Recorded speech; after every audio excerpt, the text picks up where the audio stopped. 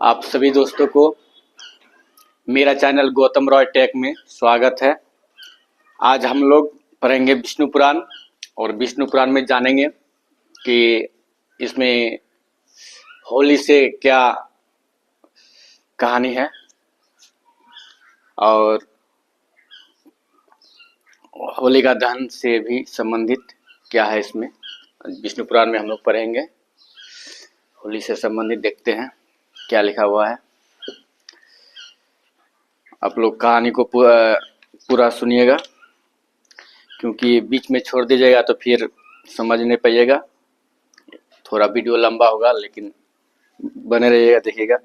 यह है विषय सूची, और विषय सूची में हम लोग विषय सूची 18 अध्याय 18 में और पेज नंबर 81 में ये श्री विष्णु पुराण है, गीता प्रेस गोरखपुर का। इसी में हम लोग पढ़ेंगे। आपको दिखा रहे हैं, हम देख सकते हैं। गीता प्रेस गोरखपुर का विष्णु पुराण है, तो इसमें हम लोग पढ़ेंगे। आइए चलते हैं अध्याय की ओर। 18वां अध्याय। प्रहलाद को मारने के लिए विष, शस्त्र और अग्नि आदि का प्रयोग एवं प्रहलाद कृत भगवत स्तुति।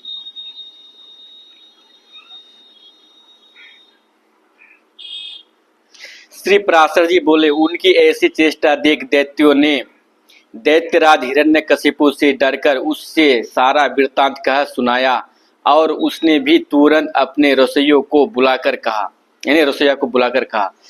हिरण्यकशिपु बोला, अरे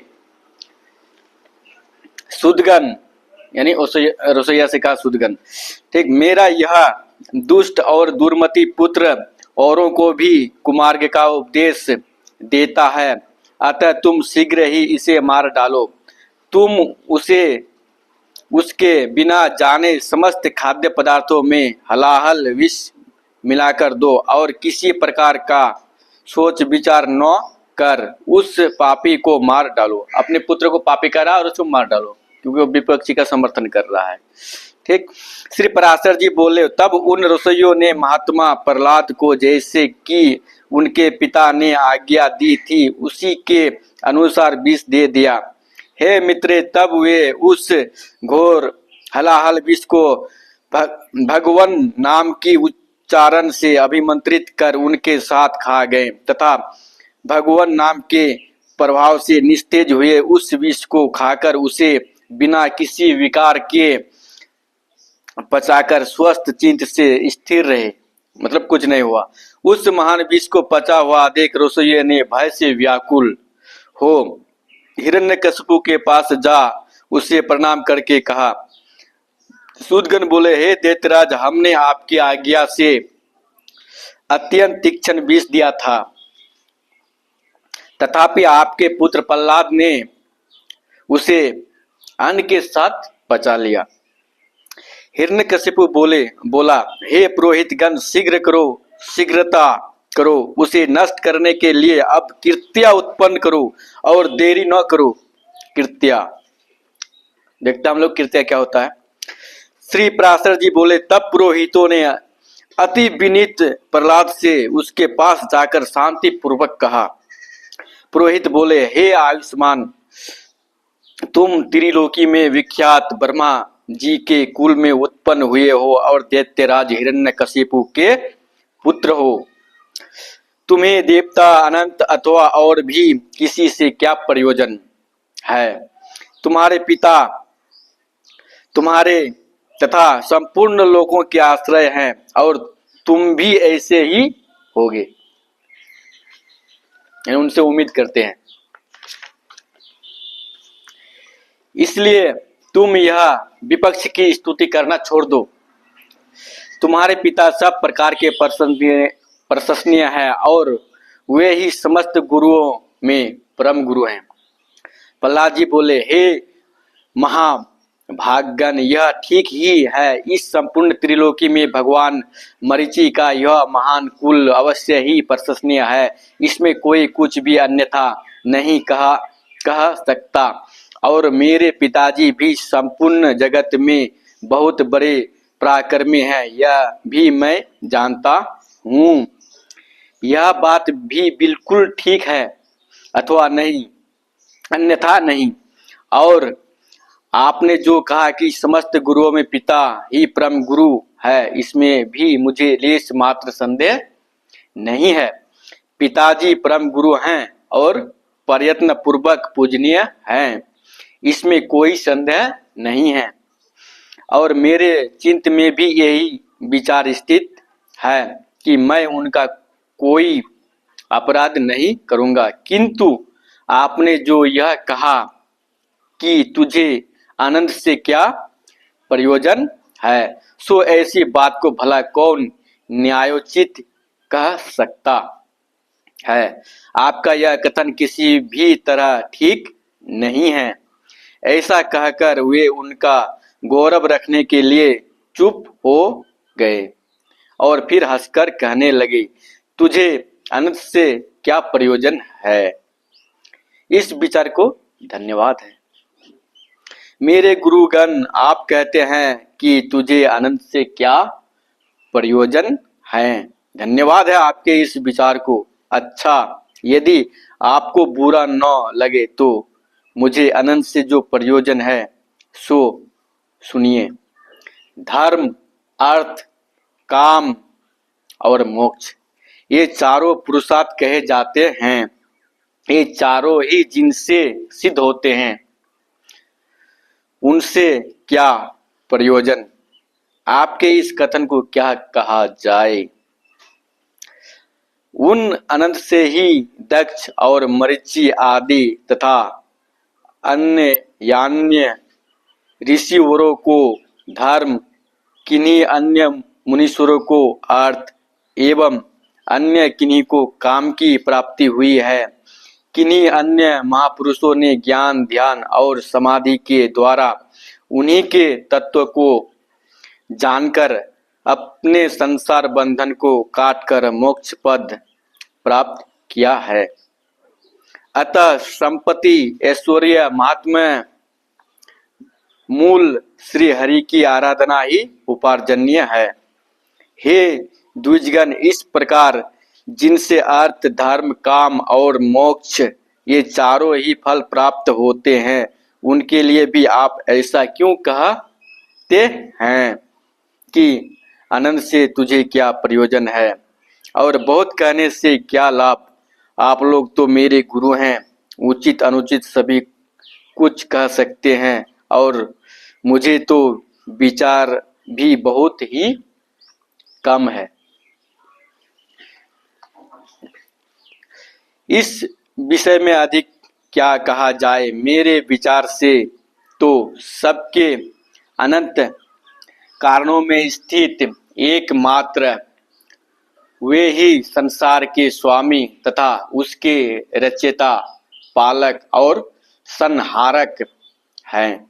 वे ही भोक्ता और भोज्य तथा वे ही एकमात्र जगदीश्वर हैं। हे गुरुगण, मैं बाल्य भाव से यदि कुछ अनुचित कहा हो तो आप क्षमा करें। पुरोहित गण बोले, अरे बालक, हमने तो यह समझकर कि तू फिर ऐसी बात न कहेगा, तुझे अग्नि में जलने से बचाया है। हम यह नहीं जानते थे कि तू ऐसा बुद्धिहीन है। रे दुर्बुद्धि, दुर्मते, यदि तू हमारे कहने से अपने इस मोहमय आग्रह को नहीं छोड़ेगा तो हम तुझे नष्ट करने के लिए कृत्या उत्पन्न करेंगे। यहाँ कृत्या उत्पन्न करने की बात हो रही है, न कि उसको अग्नि चिता में जलाने की बात हो रही है। समझ रहे हैं ना दोस्तों। प्रहलाद जी बोले, कौन जीव किससे मारा जाता है और कौन किससे रक्षित होता है। शुभ अशुभ आचरणों के द्वारा आत्मा स्वयं ही अपनी रक्षा और नाश करता है। कर्मों के कारण ही सब उत्पन्न होते हैं और कर्म ही उनकी शुभाशुभ गतियों के साधन हैं। इसलिए प्रयत्न पूर्वक शुभ कर्मों का ही आचरण करना चाहिए। श्री पराशर जी बोले, उनके ऐसा कहने पर उन दैत्य राज के पुरोहितों ने क्रोधित होकर अग्नि शिखा के समान प्रज्वलित शरीर वाली कृत्या उत्पन्न कर दी। ऐसे कहने के साथ ही पंडितों ने गुस्सा से कृत्या का उत्पन्न कर दिए। उस अति भयंकरनी अपने पदाघात से पृथ्वी को कंपित करते हुए वहां प्रकट होकर बड़े क्रोध से प्रहलाद जी के छाती में त्रिशूल से प्रहार किया। चलो, त्रिशूल से प्रहार किया। शरीर तो बना अग्नि का, लेकिन उसने प्रहलाद जी को जलाया नहीं अग्नि से। वार किससे कर रहा? त्रिशूल से। चलो आगे पढ़ते हैं। किंतु उस बालक के वक्ष वस्तल में लगते ही वह तेजोमय त्रिशूल, यानी त्रिशूल भी अग्नि का ही था।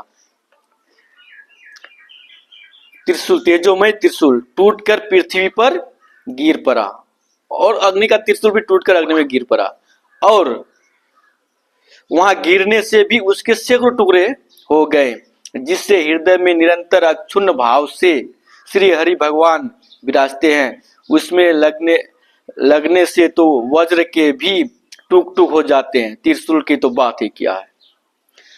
उन पापी पुरोहितों ने उस निष्पाप बालक पर कृत्या का प्रयोग किया था, इसलिए तुरंत ही उसने उन पर वार किया और स्वयं भी नष्ट हो गई। अपनी गुरुओं को कृत्या द्वारा जलाए जाते देख महामति प्रहलाद, हे कृष्ण रक्षा करो, हे अनंत बचाओ, ऐसा कहते हुए उनकी ओर दौड़े। प्रहलाद जी कहने लगे, हे सर्वव्यापी विश्वरूप विश्व स्रष्टा जनार्दन, इन ब्राह्मणों की इस मंत्राग्नि रूप से दुख से रक्षा करो। देखिए प्रहलाद जी दयालु थे और वो ब्राह्मणों की रक्षा के लिए प्रार्थना कर रहे हैं विष्णु जी से। सर्वव्यापी जगत गुरु भगवान विष्णु सभी प्राणियों में व्याप्त हैं। इस सत्य के प्रभाव से ये पुरोहित जीवित हो जाए। यदि मैं सर्वव्यापी और अक्षय श्री विष्णु भगवान को अपने विपक्षियों में भी देखता हूँ, तो ये पुरोहित गण जीवित हो जाएं। जो लोग मुझे मारने के लिए आए, जिन्होंने मुझे विष दिया, जिन्होंने मुझे आग में जलाया, जिन्होंने दिग्गज पीड़ित कराया और जिन्होंने सर्पों से डसाया, उन सब के प्रति यदि मैं समान मित्र भाव से रहा हूं और मेरी कभी पाप बुद्धि नहीं हुई, तो उस सत्य के प्रभाव से ये दैत्य पुरोहित जी उठे। श्री पराशर जी बोले, ऐसा कहकर उनके स्पर्श करते ही वे ब्राह्मण स्वस्थ होकर उठ बैठे और उस विनयवंत बालक से कहने लगे। पुरोहित गण बोले, हे वत्स, तू बड़ा श्रेष्ठ है, तू दीर्घायु हो, निर्द्वंद बल वीर्य संपन्न तथा पुत्र पौत्र एवं धन ऐश्वर्य आदि से संपन्न हो। श्री पराशर जी बोले, हे महामुने, ऐसा कहा पुरोहितों ने दैत्यराज हिरण्यकशिपु के पास जा उसे सारा समाचार ज्यों का त्यों सुना दिया। तो दोस्तों, आप लोगों ने सुना विष्णु पुराण में ये जो है होली से संबंधित और प्रहलाद से संबंधित जो घटना थी, हमने सारा पढ़ के सुनाया। आप लोगों को अच्छा लगे तो लाइक, कमेंट और मेरे चैनल को सब्सक्राइब जरूर कीजिएगा। धन्यवाद दोस्तों।